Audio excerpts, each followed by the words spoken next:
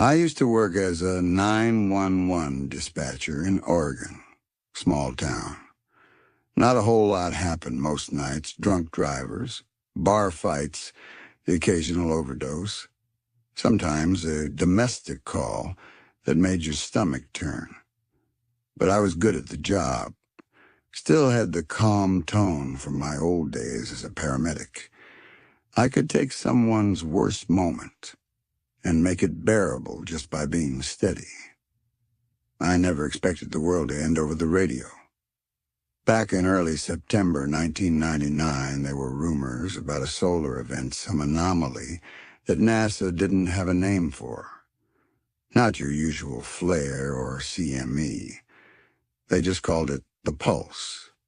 Not a great name when you're wearing a headset with direct access to every nightmare in your town. But I'm getting ahead of myself. It started slow, the way all real disasters do. No announcement, no sirens, just a weird feeling in your bones. A kind of quiet you don't notice until it's too late. That Thursday night, I came in for the overnight shift at 11 p.m. The station smelled like burnt coffee and microwave burritos, same as always. My chair still squeaked. The fluorescent lights still buzzed like angry hornets overhead. Just another night. There were 3 of us working.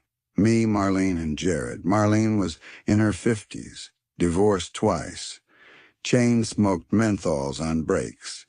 Jared was the new guy, maybe 23. A bit too excited about everything.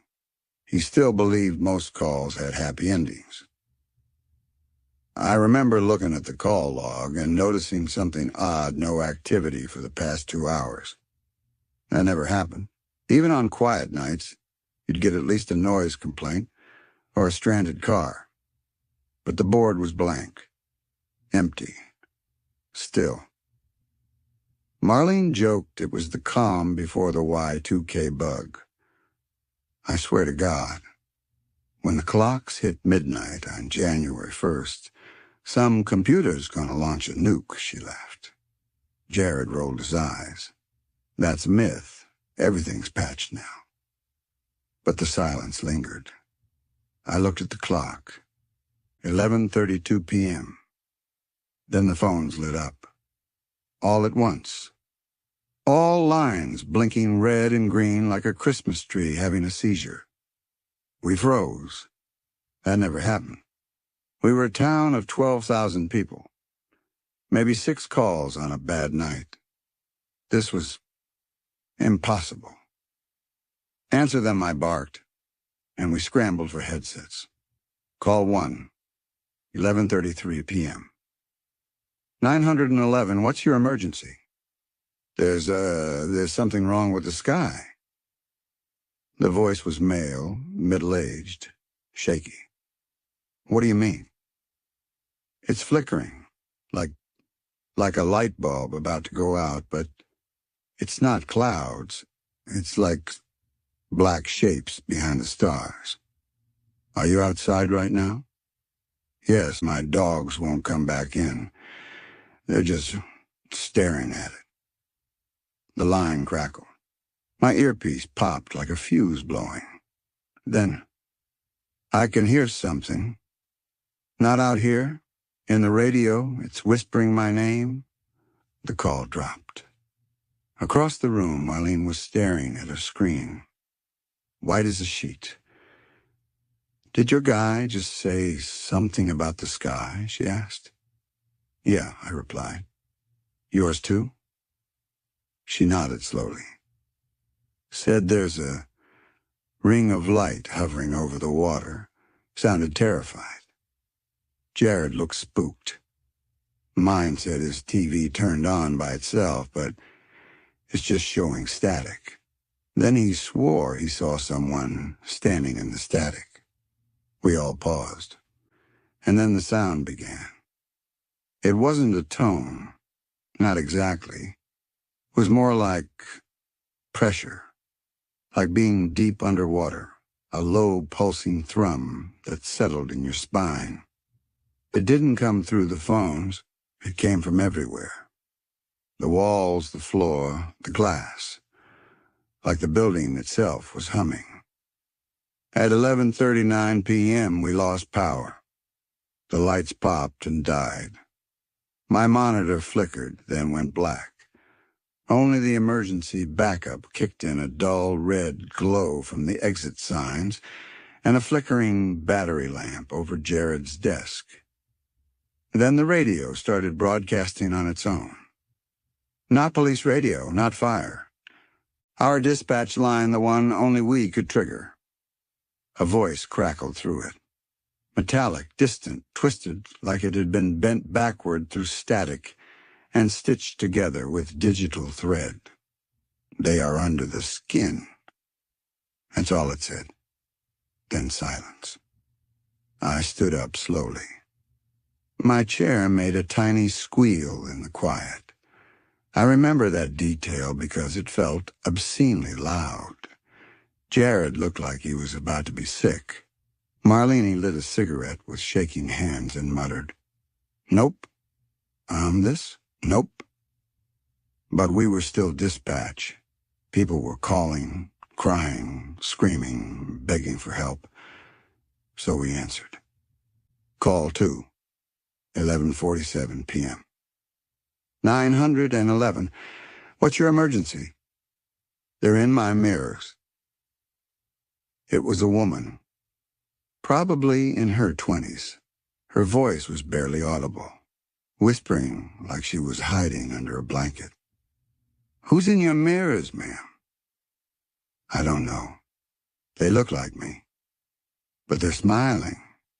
I'm not smiling. Are you alone in the house? Not anymore. The line cut out.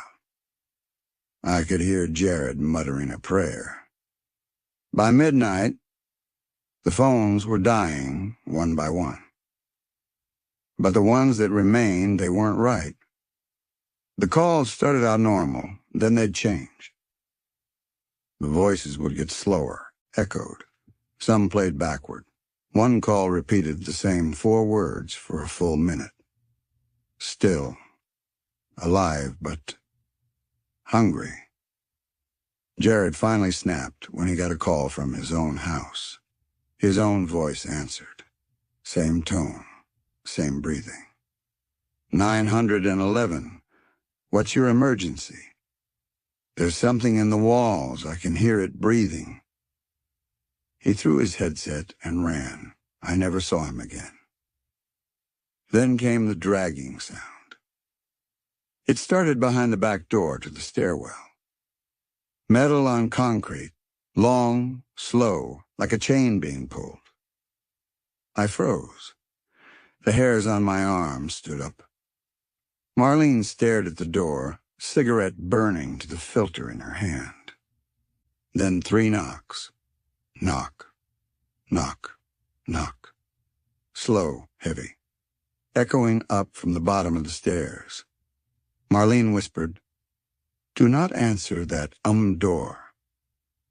The emergency lights flickered once, twice. Then they died. We were in pitch black. No flashlights, no backup. And then the radio whispered again. Still, listening. At 12:07 a.m., I answered the final call of the night. It was my brother. But here's the thing, my brother died in 1994. Motorcycle accident. I held his hand in the ICU as the machines went flat. But this voice, it was him, laughing. "Hey, man, you still working that job you hate?" I didn't answer. Couldn't. "You should have quit when I told you to. Too late now?" Then the line filled with screams. Not just one voice, hundreds.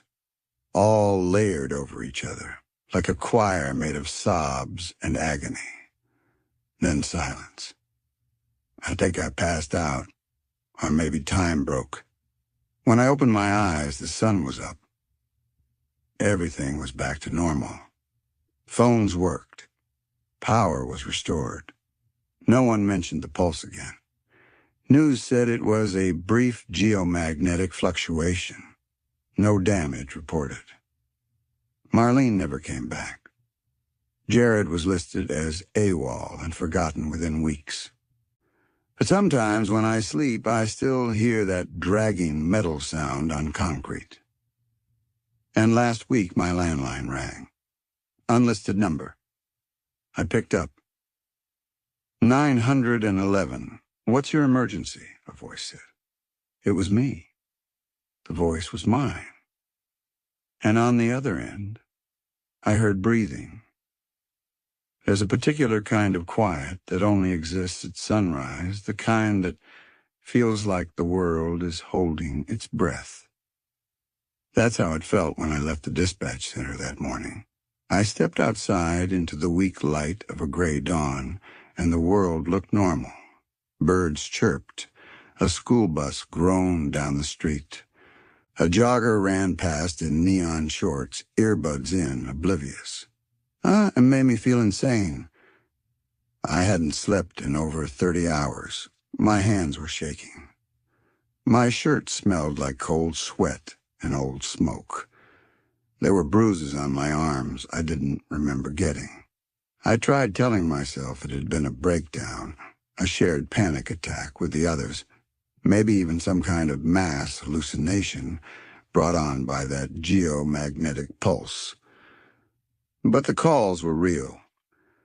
I had written down times, names, notes, and on the bottom corner of my notepad I had scribbled something in my own handwriting that I didn't remember writing. Don't look at the static. I didn't go home. I drove to the river and sat in my car for hours. The water was calm. The wind was dead. I kept waiting for the sky to glitch again, for the stars to flicker, for the air to hum, but everything just stayed normal. Too normal. At noon, I drove to Marlene's house.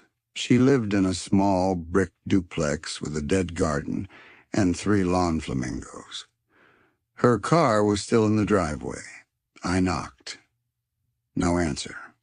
I peered through the window and saw the TV was on full volume static, just blaring into the empty living room. I left. She was never seen again.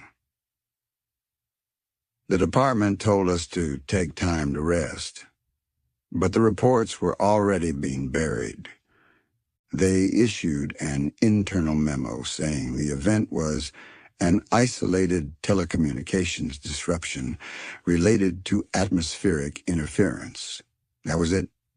No review board, no investigation. I asked my supervisor about Jared. She said, Jared who? He'd been erased. Over the next week, I tried to move on. I didn't talk about what happened. Not even to my sister. Not even to my therapist. I went to work during the day, ate takeout, slept with the lights on. But the silence followed me. No birds in the morning. No dogs barking at night. And every so often, my radio alarm would click on by itself at 3:33 a.m. not playing music, just breathing. Slow, close, wet breathing. Like someone crouched over the speaker. It always stopped when I looked at it. On the 7th day, I started getting calls again, but not on the job. On my personal phone. Blocked numbers. When I answered, it was just sounds. Dragging metal. Screams submerged in water. Something knocking on a wooden door. Sometimes it would whisper my name, in voices that didn't belong to anyone I knew. Sometimes it would just breathe. But the worst one came at night. I had been asleep for maybe 2 hours when the landline rang. I picked it up before I was even fully awake.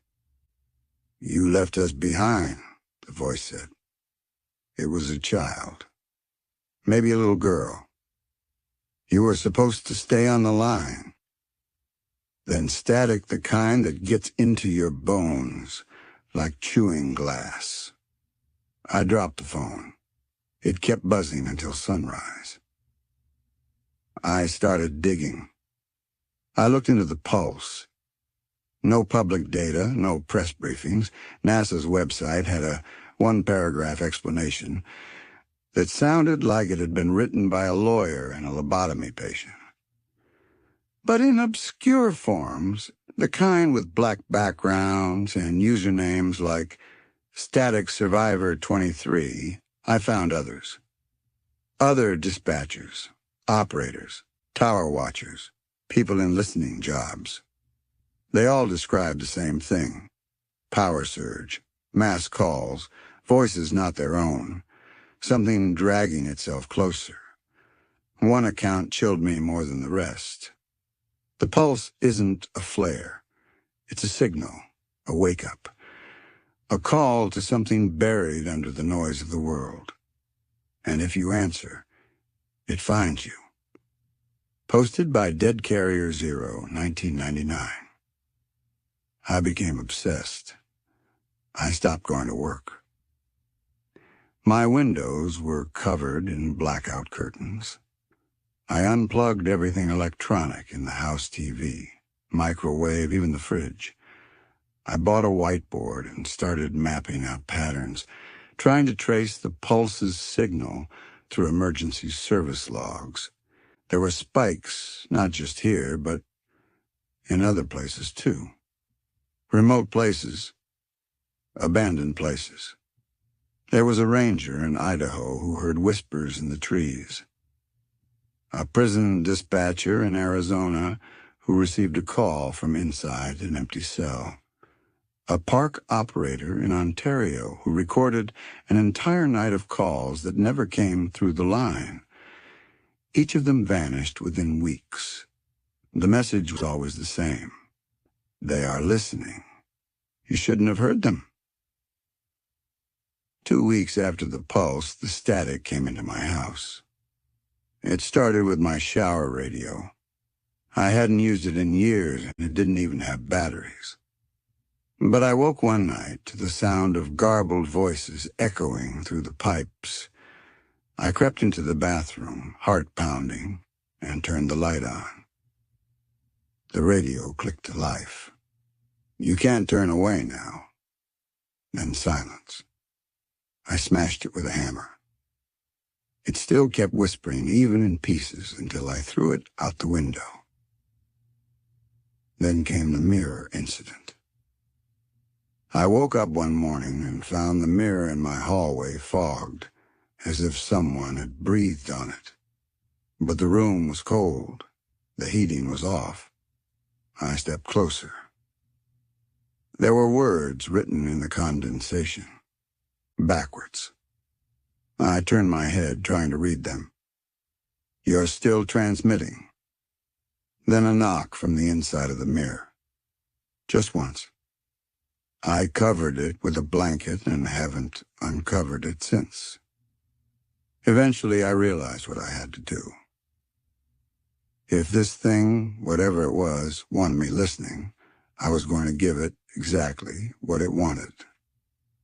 I bought an old ham radio, modified the receiver, built a signal scrambler, and started scanning frequencies in the 29 megahertz range just above the standard for dispatch systems.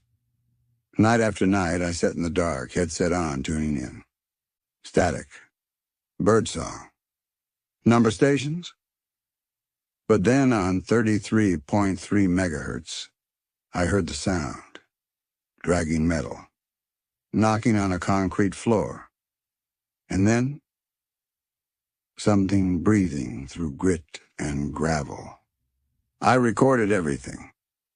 The voice came at 3:33 a.m. sharp. Still alive. That's when the calls started again. Not through the radio, through the walls. I'd hear them from the vents, the basement, the drain in the bathtub. Tiny voices whispering. Line open. Still transmitting. He's almost here. You brought him through. My nose started bleeding constantly. I stopped eating. My phone screen flickered. Even when it was off, I saw reflections in windows that didn't match my movements. And then I got the final warning. I was in bed, half asleep. The clock said 3:32 a.m. Then the lights in my room flickered, but not just off and on. They flickered in Morse code. I sat up, heart in my throat, and watched them spell out, "Answer the door." Then came the knock. Not on the front door, not on the back, on the basement hatch under my bed. 3 knocks. Boom, boom, boom. Then a sound I can barely describe, like teeth grinding on wire, and something dragging itself back down. I didn't sleep the rest of the night. The next morning I made a choice. I packed everything, the recordings, the whiteboard notes, the files, and drove 700 miles to a guy I met on one of the forums. Name was Vic. Former NSA contractor turned signal hunter.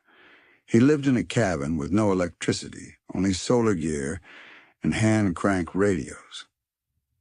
He listened to my story without blinking. When I finished, he said only one thing. "You were never supposed to hear that frequency. It's a band buried below human consciousness. The pulse didn't create it, it unlocked it." He showed me recordings from decades back, identical sounds. The metal, the whispers, even the phrase "still alive" in Morse from as far back as the 1960s. It wasn't new. It was older than radio. Vic handed me a notebook full of maps and ciphered entries. On the last page, he'd scrawled, "The pulse isn't just a signal, it's a summons." Then he made me promise to never transmit again. That was 3 months ago. Vic is dead now, burned alive in his cabin. Fire officials say it was lightning, but I've seen the autopsy photos, no burns on the walls, just him. Gone.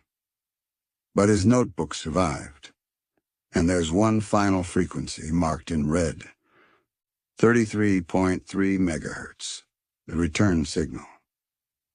That's what I've been hearing lately. Faint clicks from my unplugged radio, lights flickering in time. Dreams of static where voices call out my name from a hallway with no end. I think they're almost here. And when they arrive, it won't be through the door. It'll be through the signal. Because I never stopped listening.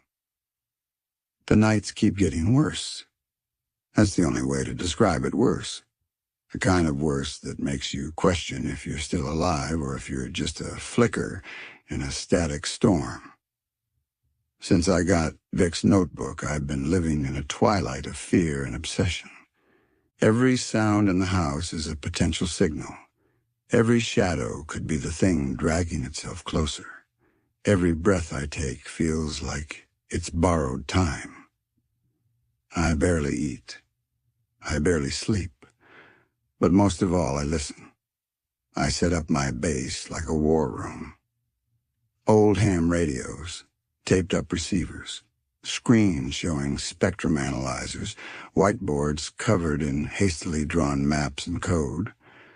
My walls are plastered with photos and printouts of data logs, and Vic's notebook lies open on my desk, its yellowed pages heavy with ink and cryptic symbols. I'm convinced now that the pulse wasn't just an electromagnetic event.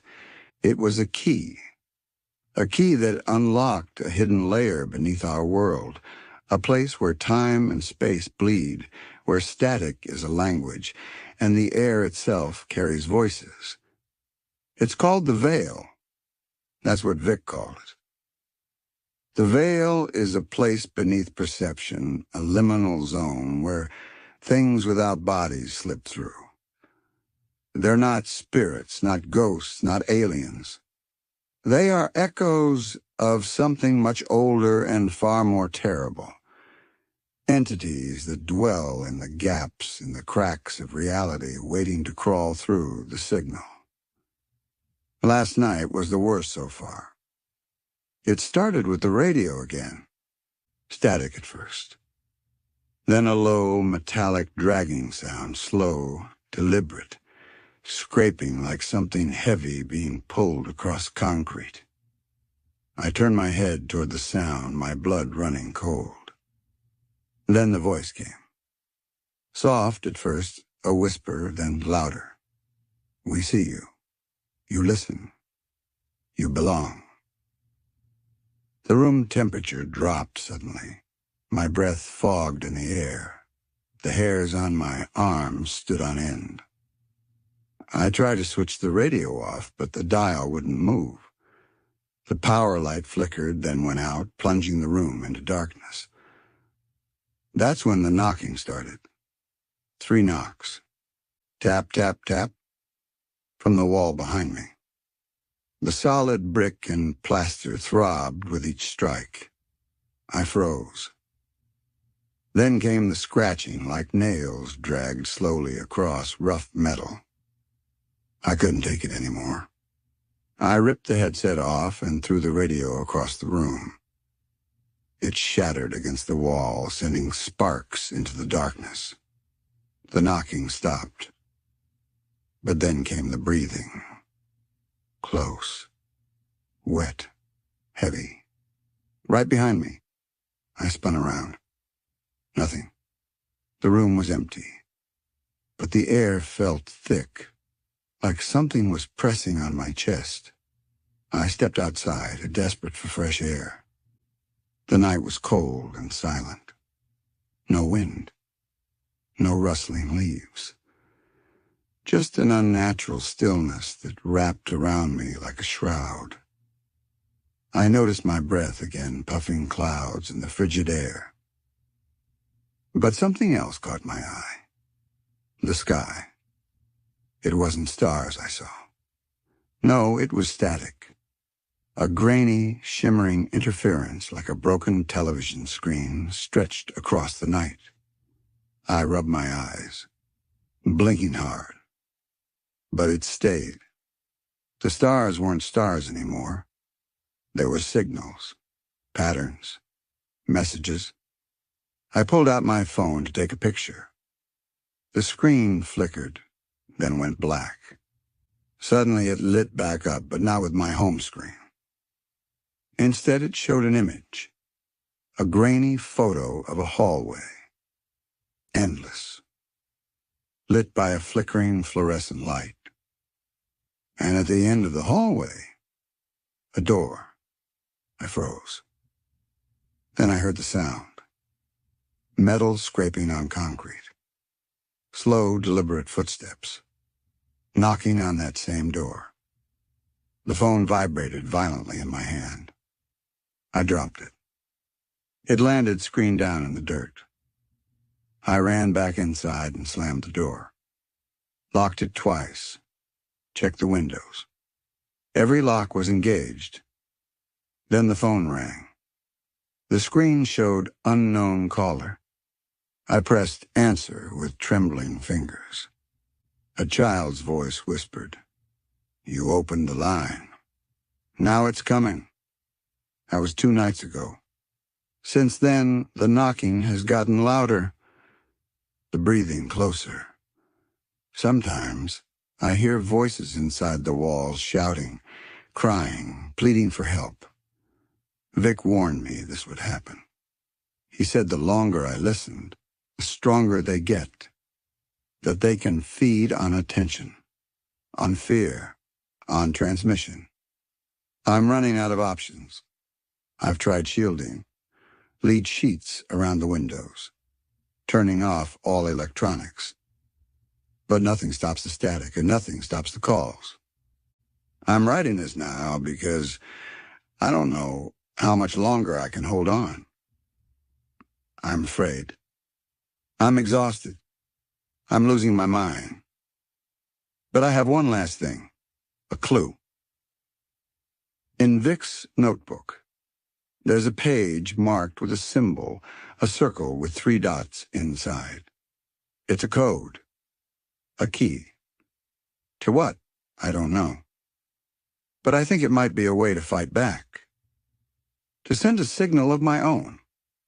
Tomorrow I'm going to try. I'm going to transmit back. If this is my last message, then know this. They are real. They are listening.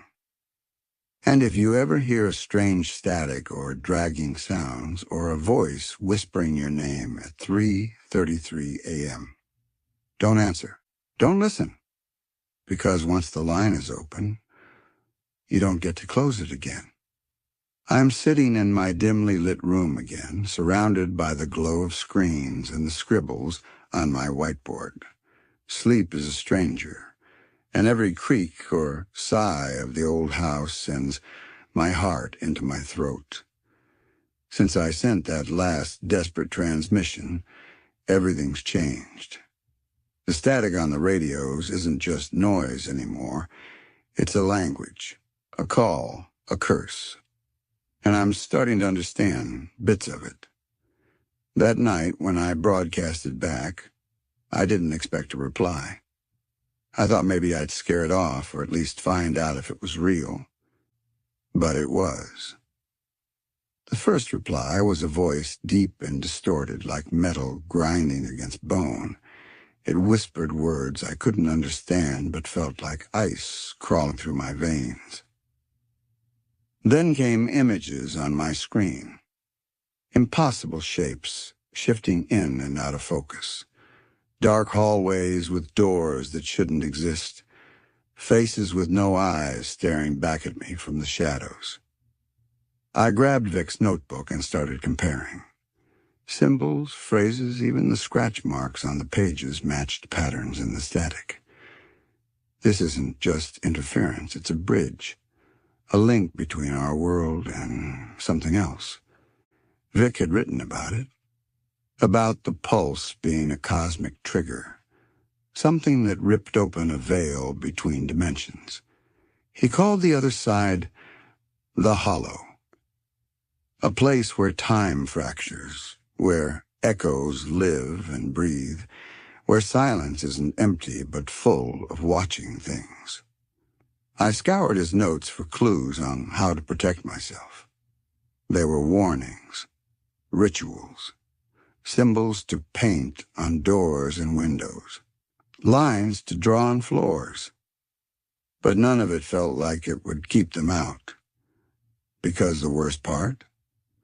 They don't just want to cross over. They want to pull us in. Last night, the air in my room thickened. A pressure pushed against my chest like a hand trying to squeeze the breath out of me. And then came the knocking. Not on the walls. Not on the doors. On the glass. 3 sharp raps, then dragging, then breathing. I looked out the window. Nothing. Just the black sky filled with static stars. Then I saw it, a shadow. Moving just beyond the glass, its shape impossible to describe, like smoke twisted into a grotesque silhouette. It pressed its face, if it even had one, against the window, and I swear it smiled. I slammed the curtains shut and bolted the door. But the scratching continued. This morning I checked the house. No signs of forced entry, no footprints. Just more of those strange scratches on the door frame, on the wooden floorboards. I'm starting to record everything now. Every noise, every flicker of light, every whisper. Because I don't trust my memory anymore. Because they're changing the world around me. And then there was the call. At 3:33 a.m., my phone rang again. Unknown caller. I answered, hands shaking. The line was dead silent for what felt like minutes. Then a voice, calm, almost tender. Do not be afraid. We do not want to hurt you. You are part of this now. I asked who they were. The voice laughed to sound like breaking glass. We are the Watchers, the in-between, the forgotten. I tried to hang up. The line stayed open. The voice whispered again. Your transmission was heard. Your signal strong. But it came with a price. Suddenly the screen went black. My phone died. And when I looked up, the room was filled with shadows that moved against the light. I'm losing my grip. But I won't stop. Because somewhere in all this madness, I believe there's a way out. Tomorrow I'll try the ritual Vic wrote about the one that's supposed to close the veil, or at least keep them at bay. I'm scared. But I'm also running out of time. If you're reading this, beware. If you hear the static, if you see the shadows, don't answer the call. Because once you do, you're no longer alone. I can barely write this down. The ritual I tried last night, it changed everything. It began just after midnight. The house was quiet except for the soft hum of my equipment. I cleared a space in the living room, lit a circle of candles, and started tracing symbols Vic had scrawled in his notebook. The air thickened with incense, a sharp, resinous smell that filled the room like something ancient waking up. As I chanted the strange phrase's words I couldn't understand but felt crawling over my tongue.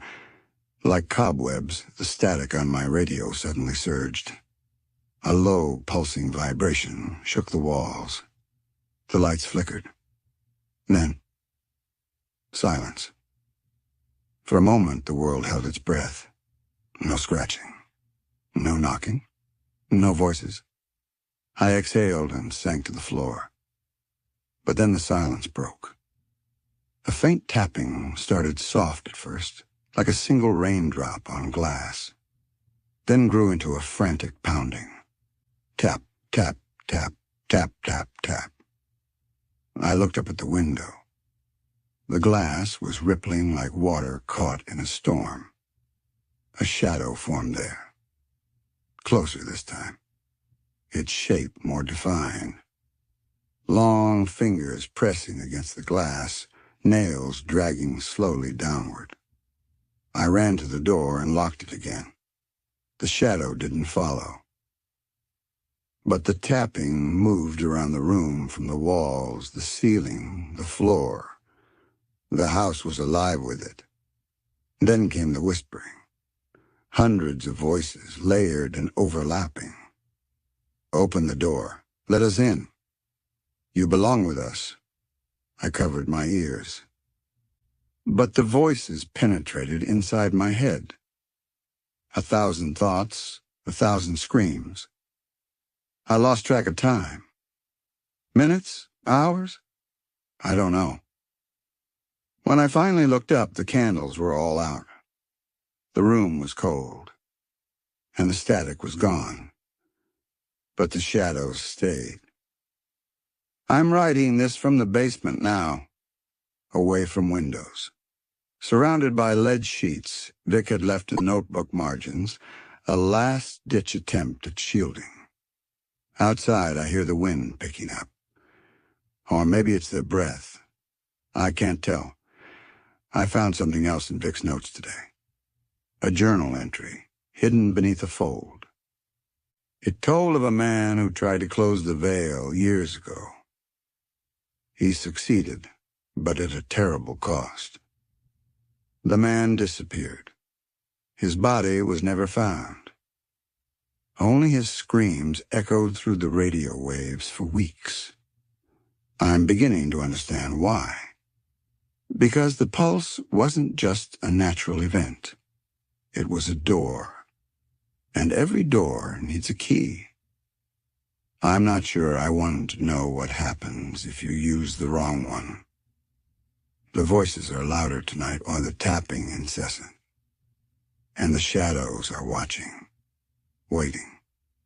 I don't know how much longer I can last, but I have to try. Tomorrow I'll use the key. I'll try to lock the door for good.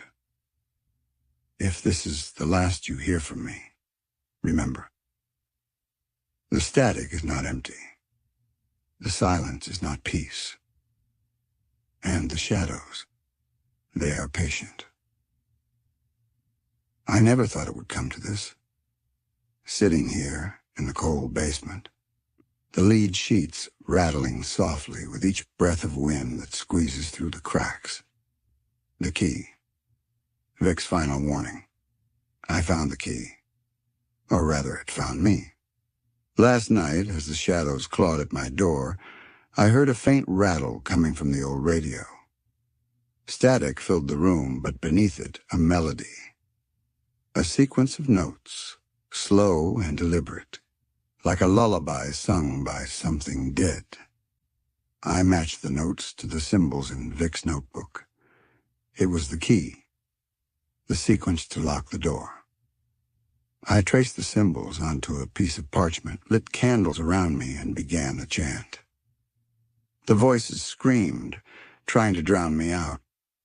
The tapping became frantic, desperate. Then the house shook.